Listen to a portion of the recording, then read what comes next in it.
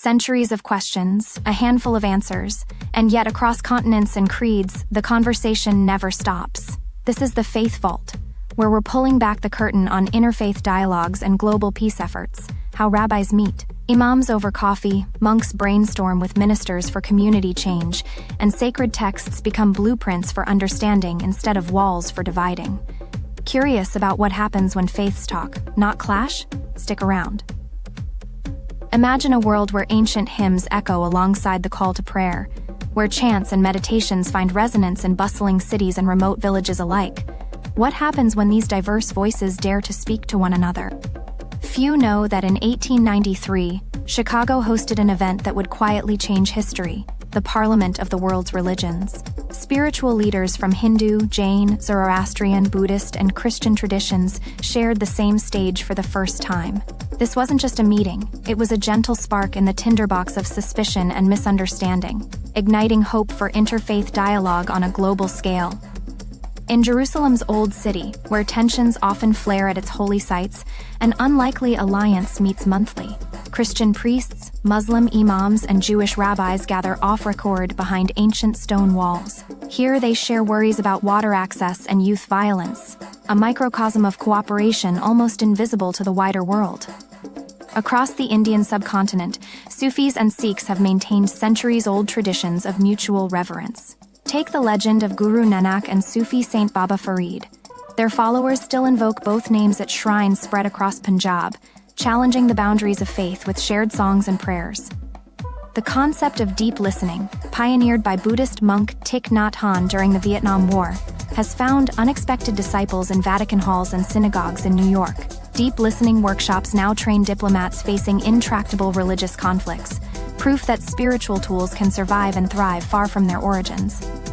Consider Sarajevo. Even during siege and gunfire in the 1990s, its interreligious council met under threat of sniper fire. They brokered escapes for besieged families regardless of creed. Their resilience became a blueprint later adopted by United Nations mediation teams worldwide.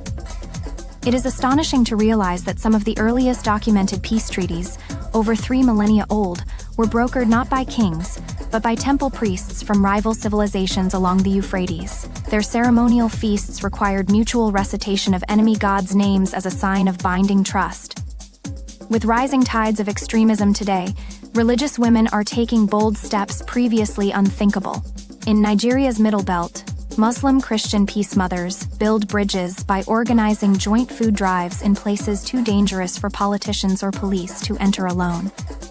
An extraordinary experiment unfolded in Japan after Hiroshima's devastation. Survivors of Shinto, Buddhist, Christian, and indigenous traditions formed the Phoenix Network, seeking not just healing but shared rituals of memory that crossed previously rigid boundaries, a model now studied by trauma therapists globally. The oldest known interfaith structure isn't a modern conference hall, but an ancient underground city beneath Cappadocia.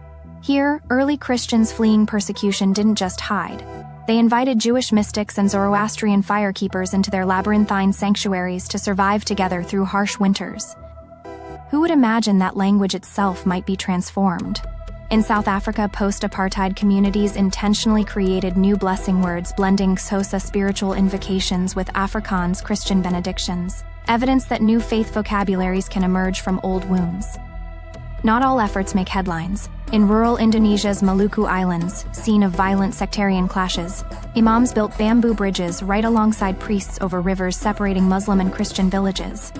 These literal crossings became daily stages for reconciliation dramas acted out with every step taken by market-goers and children on their way to school. Tucked away in Geneva, a little-known organization, the World Conference of Religions for Peace, has been quietly mediating ceasefires since 1970. They've resolved local disputes from Papua New Guinea rainforests to gang-ridden favelas in Brazil by invoking supranational religious bonds trusted more than any government or military presence. In virtual spaces today, visionary imams join Buddhist monks on Discord servers, while rabbis moderate interfaith TikTok challenges with millions watching live debates on justice and forgiveness. The technology once feared as isolating is forging digital chapels where centuries-old disagreements play out anew, and sometimes dissolve, in pixels instead of blood. Unlock more amazing facts.